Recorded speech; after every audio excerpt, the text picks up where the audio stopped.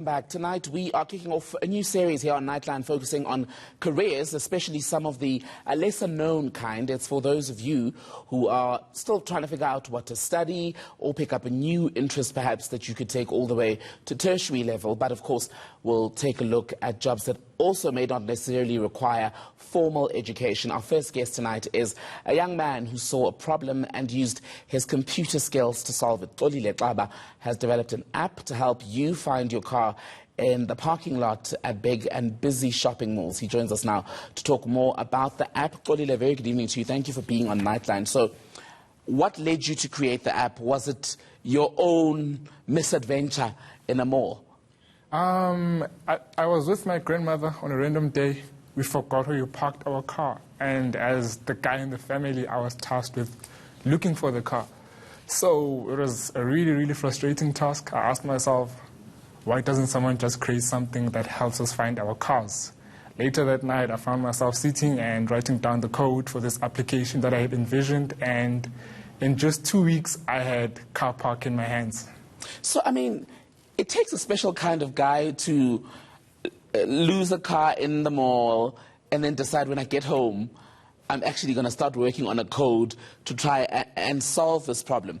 Had you always known that coding was the route you would go career-wise? Ironically, no. At home, we didn't have a computer, so I had to learn how to code with the computers at school in the beginning stages. So it felt like a distant dream. I didn't even study computer sciences. I studied commercial law, majored in business and accounting. So it was always more of a hobby, but I was so in love with the problem-solving side of it, and I just exhausted all my efforts in pursuing it. And it took you about 2 years, I understand, to work on the app to where we are now, well, to 2019. So you began around, what, 2017 it was, I believe?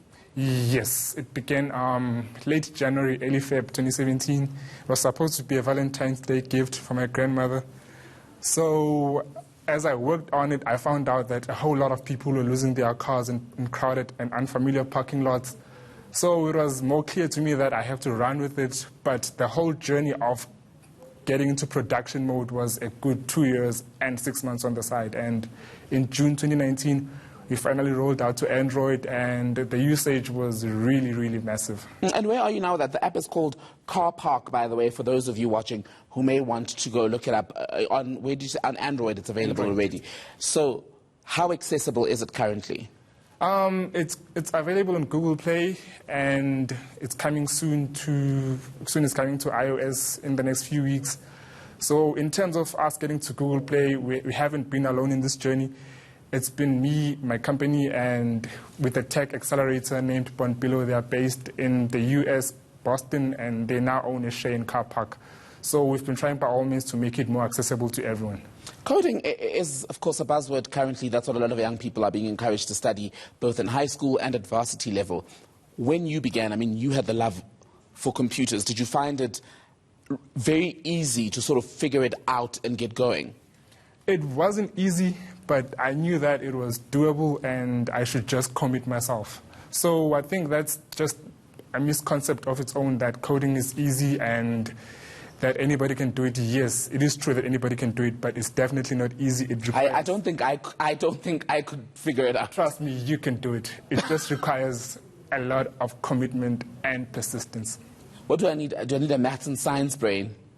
No, you just need to have a problem-solving brain to be a good coder, because that's what software is about. It's about solving problems that we experience on a daily basis.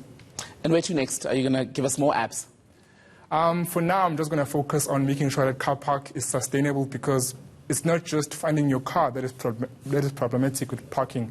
The whole parking experience is problematic. Parallel parking, finding a parking spot. So we've just built a company to focus specifically on solving the parking issues.